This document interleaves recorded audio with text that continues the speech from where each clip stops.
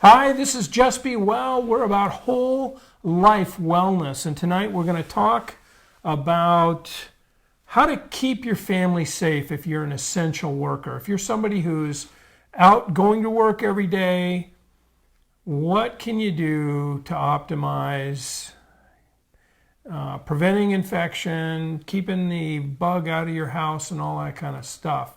So I'm Tom Salt. I'm a medical doctor and functional medicine practitioner. I'm Elizabeth, a registered nurse. Yeah. So, what do you think? How do you keep yourself safe when you're an essential worker? If I was an essential worker, because I guess I'm not essential, if I was out and about and an essential worker, I would first look at, of course, keeping myself healthy and safe. So what am I doing just to prevent coming down with the illness? And then preventing bringing it back in my home. So I would be stripping off before I got into the house. I would leave the clothes I wore out and about, and I do this anyway when I grocery shop. I could just get rid of my clothes and put on new clothes and throw those in the wash. Hi.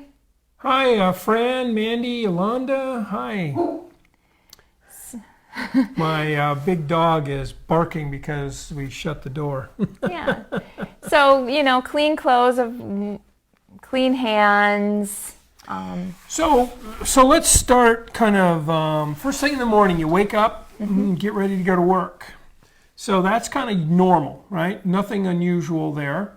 Then you head out. Before I would head out, Yep. I would make sure I take all my vitamins. Okay. So obviously it all starts with the 5 modifiable lifestyle factors, taking some extra nutrition, and go to our website. There's some recommendations for COVID, immune support, that kind of stuff. But basically a multivitamin, some fish oil, and then if you want to stack on top of that some other things that help prevent viral infections, you certainly could. So that's true. But you go to work, and so now the whole goal here is, how is the virus spread? It's spread by respiratory droplets primarily, but also the possibility of aerosol and the possibility of those aerosols and or droplets getting onto surfaces. So number one, your work area. You should have a spray bottle where you can clean those surfaces regularly, like every hour, and if they're contaminated, right? You should wear, if you're coming in contact, there's a stratification of risk, right? So if you're an ER nurse versus a postal employee, there's a difference in risk, but there's still risk. So if possible, insist that people in your vicinity wear a mask. It has been shown pretty conclusively now that a mask helps prevent spread. A mask, again, a regular old mask doesn't protect you from the sick people. It protects the sick people. It protects the not sick people from the sick people. Boy, I butchered that, but if you're sick, wear a mask for sure. But the problem is there's so much time when people are asymptomatic and yet contagious that if you're in public, you really should be wearing something over your mouth and nose. And that's just to prevent the spread of these droplets, right? A sneeze behind just a handkerchief, poo, it's just right here. But if you sneeze without a handkerchief, it goes flying out, right? So it would be great if everybody were kind enough to wear a mask in public. And everybody should be. And why that isn't a widely publicized recommendation, I don't know. But it should be at this point. So wear a mask when you're in public. Again, not to protect yourself from all those other people, but in case you're sick, to protect the people who aren't sick. So you should, especially if you're working in like a grocery store or the food industry, wear a mask, guys, please. And really, there should be a big sign on the door that says, do not enter unless you're wearing a face covering, a mask of some kind. So that's number one. Number two, wash things try to wash your hands extremely frequently, right? I don't know if this is any help at all, but I will tell you that I put a little pile of hand lotion in my hand, and I pour some colloidal silver into that hand lotion, and I rub it all over my hands, just wondering if it doesn't give me one tiny extra layer of protection. I don't know if it does. I'm not advocating that it does. I just do it just because, why not? That doesn't hurt anything. No, I use essential oils on my hands before I go out. Yeah. So same kind of idea. And then, so now you've been at work all day, and how many times did you touch your nose or your lips or your eyes or your whatever? You got to retrain yourself, and that's another reason for wearing some kind of a mask. Touching your mask is one thing. If you've got a mask on your face and you touch your mask, it's because, it's like reflex, right? It's like, oh yeah, mask, don't touch that. Well, you can take the mask off. If you do touch your mask, wash your hands. Because who knows what you touched and then touched your mask and then touched your mask again, right? If you find yourself touching your mask, wash your hands.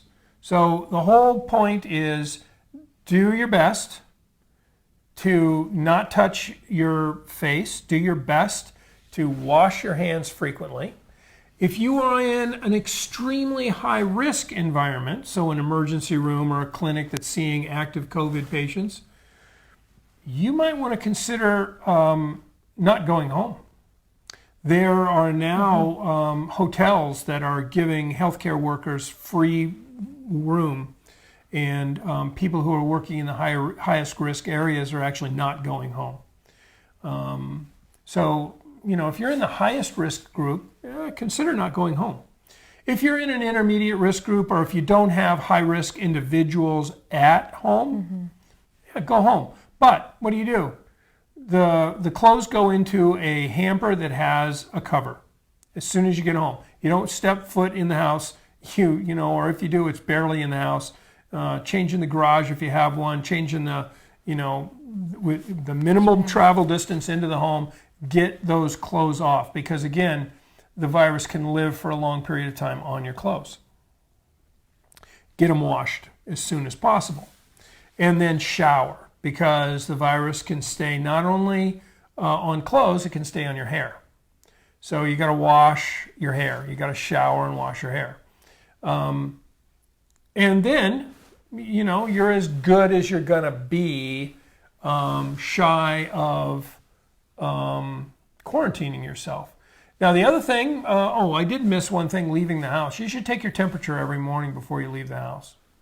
Take your temperature. If you're febrile, call in, don't go. If you're not febrile, go.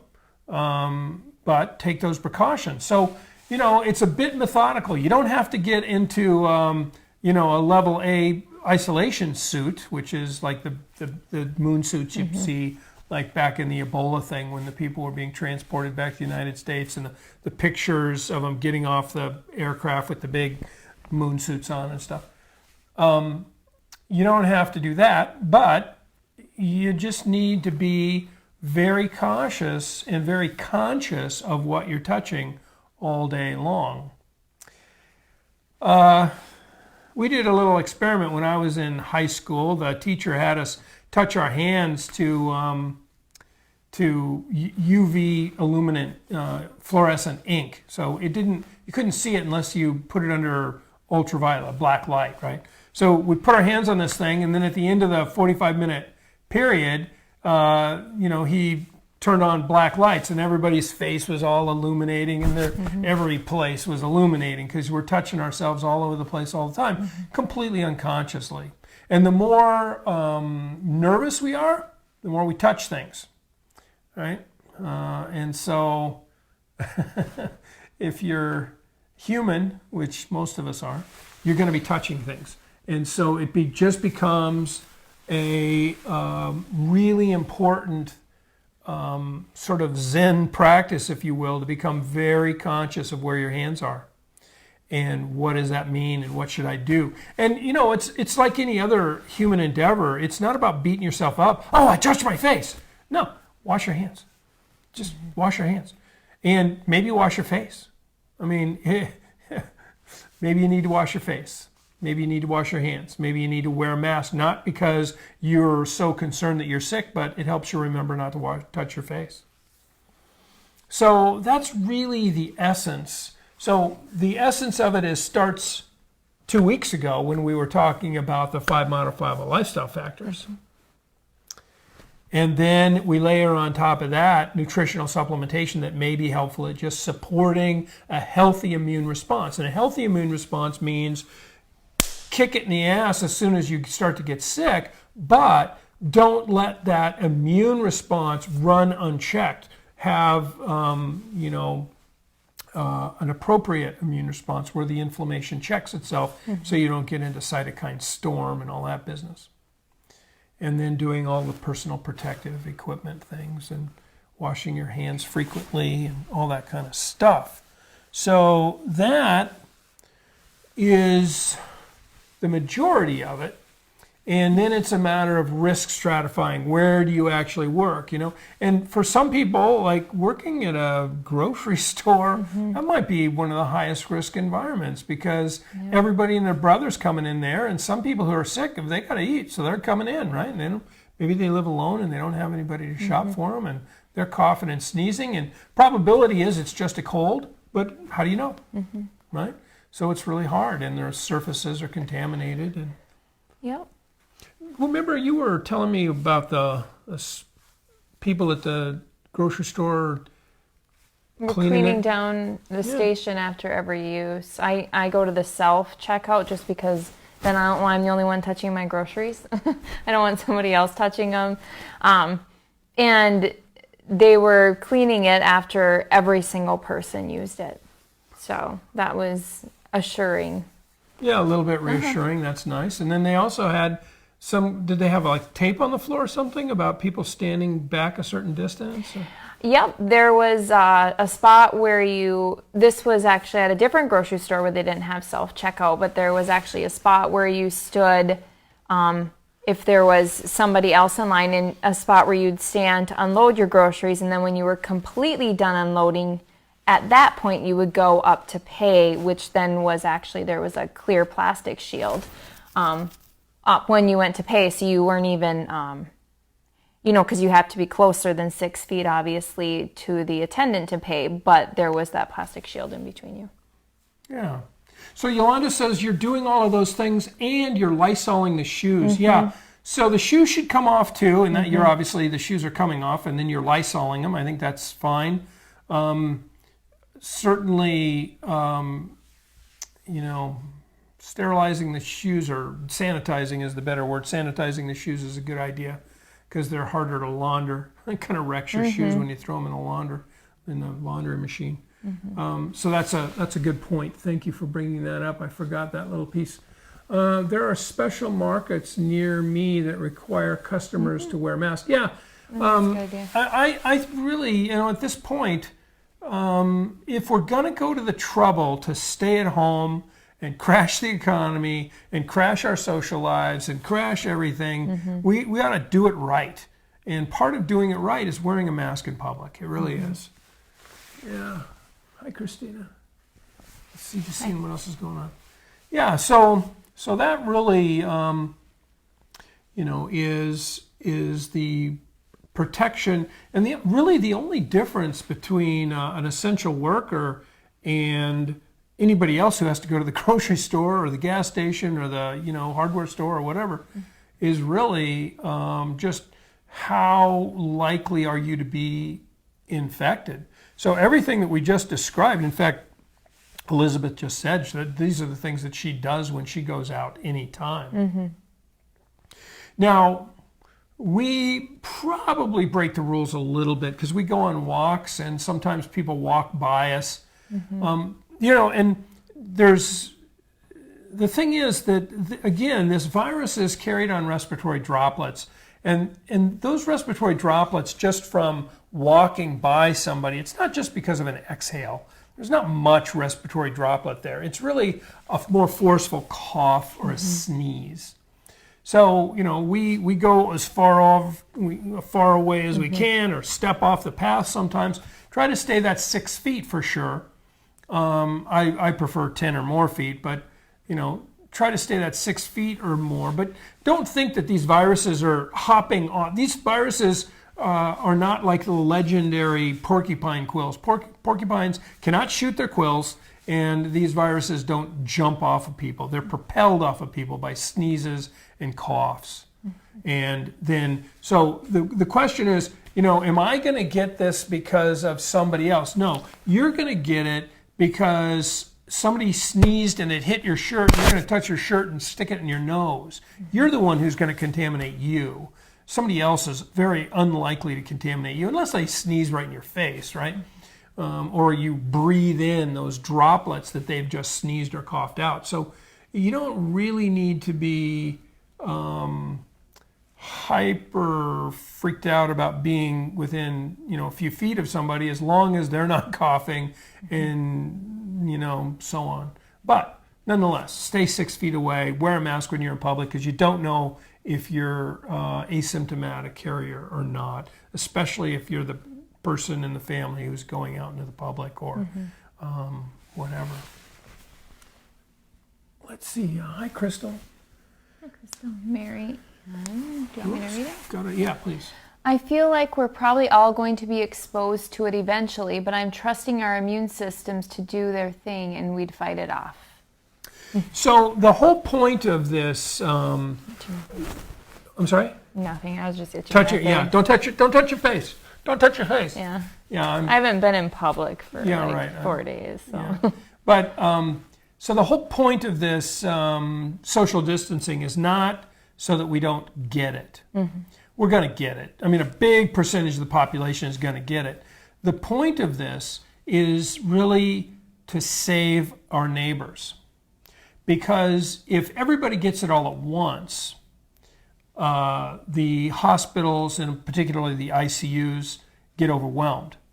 And there is, for that 10% or whatever the number is, depends on who you read, 15, 10%, whatever it is, of people who become very ill, and the few percent of those that require the ICU, if they don't have access to a ventilator, they're going to die. And so the whole point of this is for all of us to support and help that small percentage of people who are going to get extremely sick and need a ventilator. We're going to spread that out over a longer period of time so that there are ventilators available for that few percentage of people. So don't think of this as, well, we're chicken shits and we're hiding from this thing. Mm-hmm. We are actually doing a public service for the most, and we don't know who the people are, but whoever the people are that are the most vulnerable.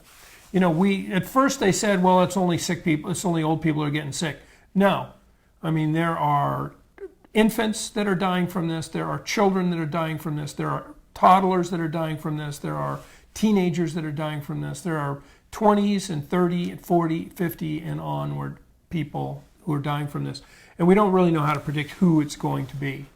Actually, I was reading an interesting paper the other day about some artificial intelligence algorithms that look like they're honing in on how to decide who, if you're hospitalized and they have a set of chemistries and other data, who's going to be ICU material and who isn't.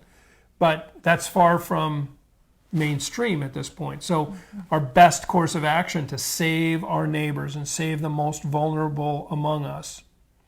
I think I said this the other day. I have a pastor in my past who liked to say that being Christian means you're third. There's God, there's everyone else, and then there's you. And right now we're doing our Christian thing or Muslim thing or Buddhist thing or Shinto thing or whatever it is, because frankly they all have that same idea. We are saving our neighbors. That's what we're doing. So think of it that way, and I think hopefully it becomes, let's see, what's Barbara say? You wear your 100 mask, and I only go out once a week to your chiropractor appointment. I order my groceries in and clean them appropriately. Yeah, we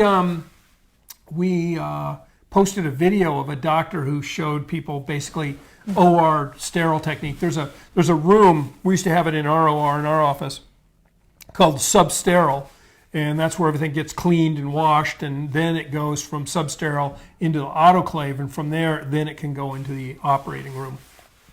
And what he did is he put a piece of tape down the middle of his island, unpacked his groceries onto one side, cleaned them with an appropriate cleanser, and put them on the clean side. And I think that was a very efficient way to do it. We actually try to just leave stuff, anything that's not going to be ruined by being left in the garage, we just leave it in the garage for 24 hours or longer. 3 days, yeah. You know, 3 days, whatever it takes, depending on the material. Cardboard, 3 days, harder surfaces, less time. And just leave it there. And then bring it in and clean it anyway. That way, even if there is a virus on it, it's a much lower titer because you've left it out there for so many half-lives that there's very few viruses, viable viruses. It's another interesting thing. We say living, but the viruses aren't alive. Viruses are not alive. Viruses are just particles. They're proteins and DNA, and they're not alive, but we can inactivate them.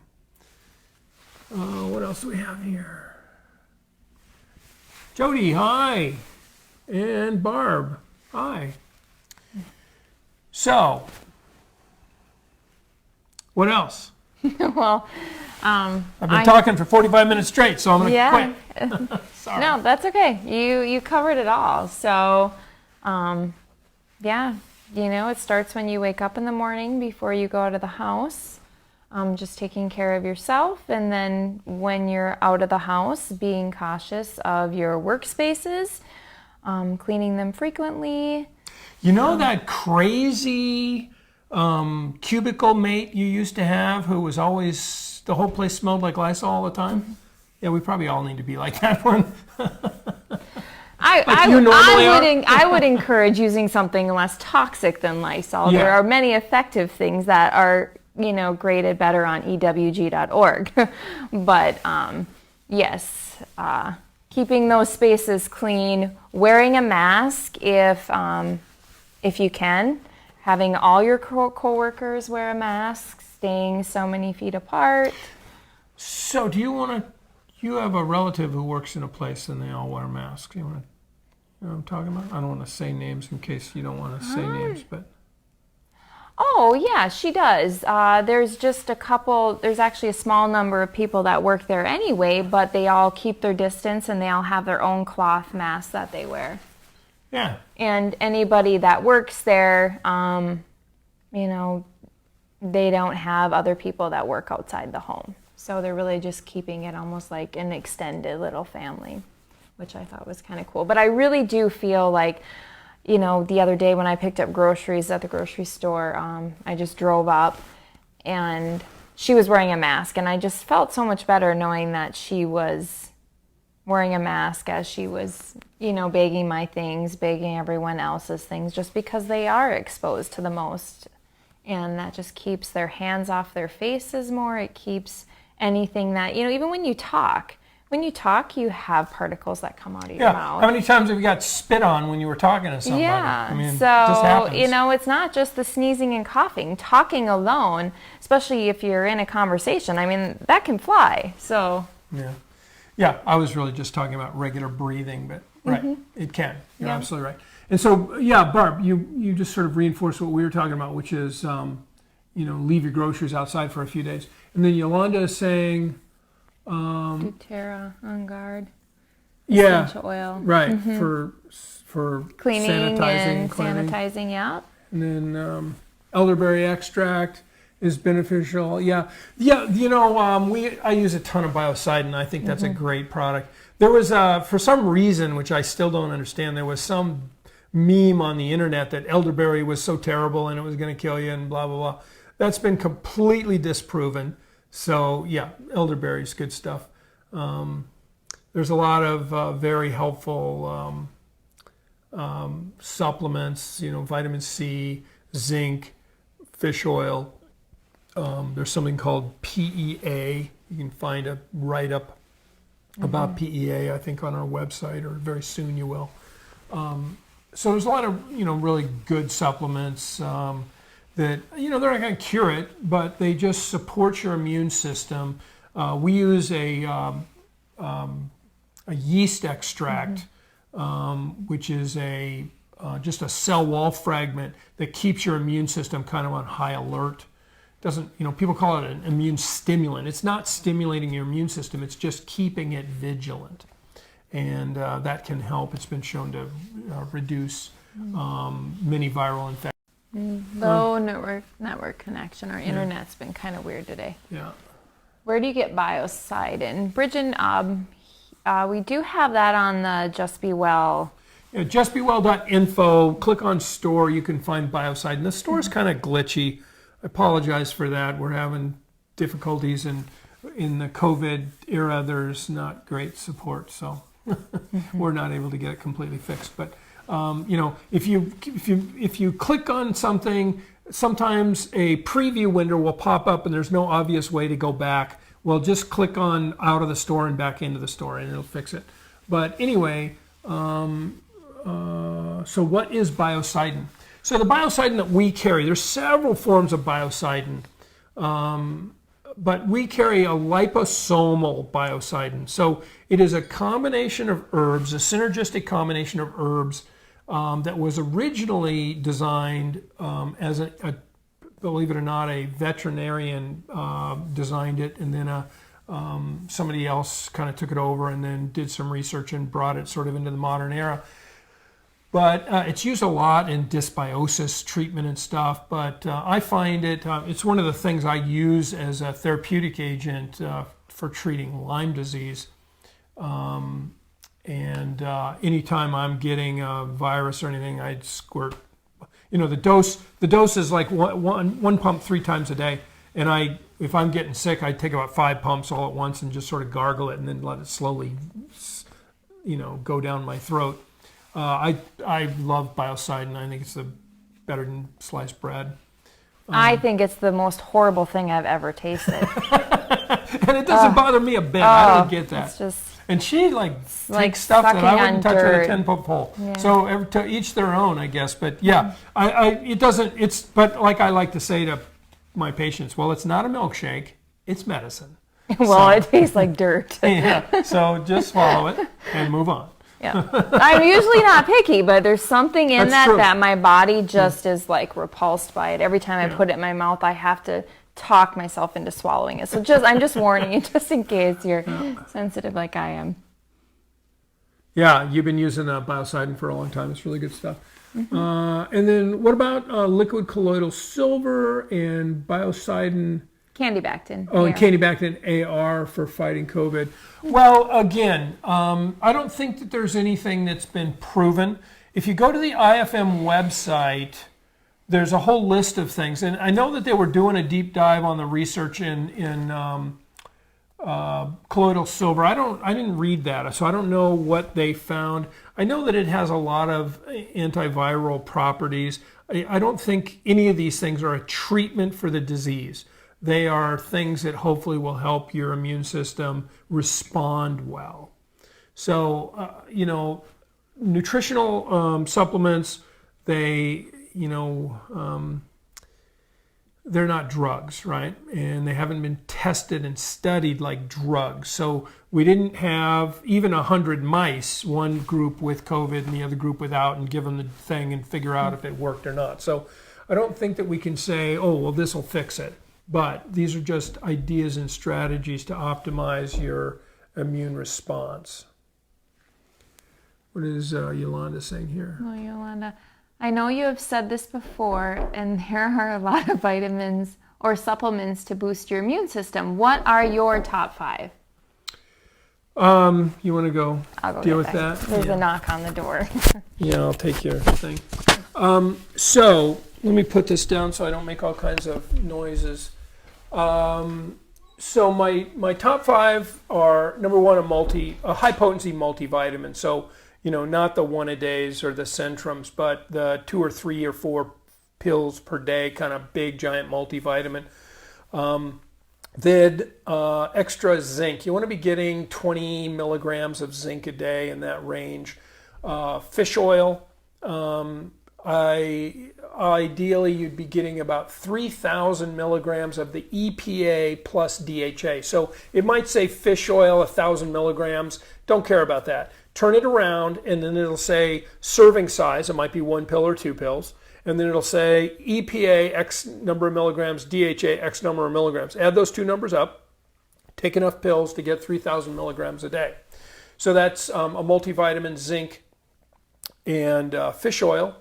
And then probably my next favorite is going to be a curcumin-like product.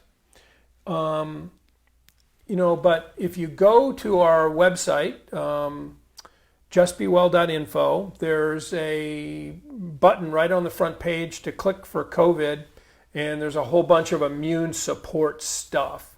And so that's all the stuff I recommend. While it's true we sell it, you don't have to buy it from us. You can just look at the ingredients list and find it online or wherever you want to. So those are the big ones. I like curcumin. I like colloidal silver and biocidin, like we already talked about. Let's see. I have heard that ibuprofen is bad for COVID. I take Excedrin, extra strength for Lyme pain, and Excedrin and Advil read more, yes. I don't know why, but Elizabeth, she can just lick your finger, can just touch this and it comes right up, and I can't make the rest of that damn thing come up to save my life. So anyway, the question becomes, what about NSAIDs? So the French Minister of Health came out with a study, or came out with an opinion that he saw a large percentage of people doing very poorly when they were on anti-inflammatories. Well, so is it the chicken or the egg? Because if you think about this, people who are getting really sick from a virus, they're probably going to feel achy and yucky and terrible. They're probably going to take anti-inflammatories to feel better, right? Now, early on in the course of this, I came out and said, gee, there's some mechanistic plausibility here, and so we were concerned about it. But I'm no longer concerned about Motrin and that kind of thing. I think, but you're taking Tylenol extra strength, or Excedrin, which is an aspirin, I guess. I was thinking it was Tylenol, and then Advil. I don't think that it's that big of a problem. I'm not that worried about it. And then can you talk about how sugar and carbs weaken your immune system? Absolutely. Oh man, this goes back to the 70s. There's studies that show that carbs basically put your immune system into a carb coma, into a sugar coma. And so, if you're downing energy drinks, sugary energy drinks, or if you're downing Cokes, or if you're eating candy or other sweets all day long, you're basically compromising your immune response. Most of these studies were done in petri dishes, but there are a few in mice. But basically, if you take white blood cells and you grow them in a petri dish and you put sugar that would be a blood sugar concentration just slightly higher than normal, they're what's called phagocytic index. So that's phagocytosis is when the cell eats stuff. So their ability to eat bacteria and things like that. So if your phagocytic index goes down, it means that your white blood cells aren't eating bacteria as efficiently as they should to get rid of them. So yeah, it's not a good thing. And avoiding sugar is a good idea.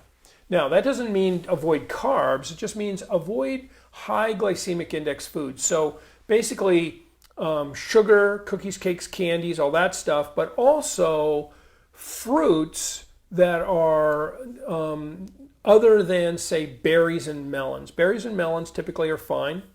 And then any fruit is fine. Avoid highly processed foods, avoid white flour kinds of products, and things like that. So, hope that answered the question. If it didn't, let me know. And we're already a little past 30 minutes here. Any other questions?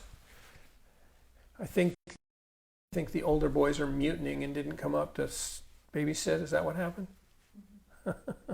So, poor 6-year-old sitting out there in the dark, afraid. So, yeah. So, mom's having to help. These are the terrible things. Oh, but I'll tell you what happened today. We solved a big problem. Her youngest son was very, very worried about people, coming into his room at night, or maybe even having boogeymen under his bed. But we put a sign on his bedroom door today that said, "Beware of bear traps," because he likes this video game called Hello Neighbor, and they protect things by putting bear traps on the floor in front of doors. So he feels very protected now. So hopefully we'll be able to sleep through the night without having visitors. Bridget, fasting. Can you talk about it another night? Well, we can talk about fasting as an approach, but intermittent fasting, trying to stack all of your calories into a shorter time frame. Ideal is 6 hours, and it's the morning 6 hours are the best for intermittent fasting. That's been shown to have a significant benefit in terms of they do these things called gene chip studies, and what this intermittent fasting, and there's several ways to intermittent fast. One would be to not eat for 1 day a week. Another way is to stack all of your calories into one 6-hour period per day. And both of those seem to alter your gene expression by increasing the amount of genes that are anti-inflammatory and suppressing the amount of genes that are inflammatory. So one of the things that probably is among the greatest health risks in American society is our continuous flood of calories and our overconsumption of calories. The calorie restriction studies have not really gone as well. They go very well in earthworms and mice, but they don't go as well in humans. And I call it the Donner Party effect. I think we start thinking about eating our neighbors or something. I don't know what it is, but calorie restriction in humans seems to actually have some negative effects. But this intermittent fasting idea, so in eating for these 6 hours a day, just eat whatever you want to eat. But then, if you start eating at 8, you're done 6 hours later and you're done. Or if you're going to eat whatever you want to eat all week, and then don't eat 1 day a week, however you want to do your intermittent fasting. What else do we have here? Hi, Jane. And autophagy, you said. Autophagy. Autophagy is when your cells are killing each other. That's different from a phagocytic index. That's a different thing. Anyway. All right, so we're now at about 40 minutes. I don't want to take your whole evening. Thank you for coming out and listening to the video. I hope there was something in here that was useful to you. And we'll see you tomorrow night. We have a few things planned. We haven't figured out exactly what it'll be. If you have any, by the way, this was a request, tonight's topic. If you have a request, we would love to hear it, and we will absolutely try to cover it in the next few days. So, have a good night. Stay safe. Wear a mask in public. Bye. You're welcome, Fran.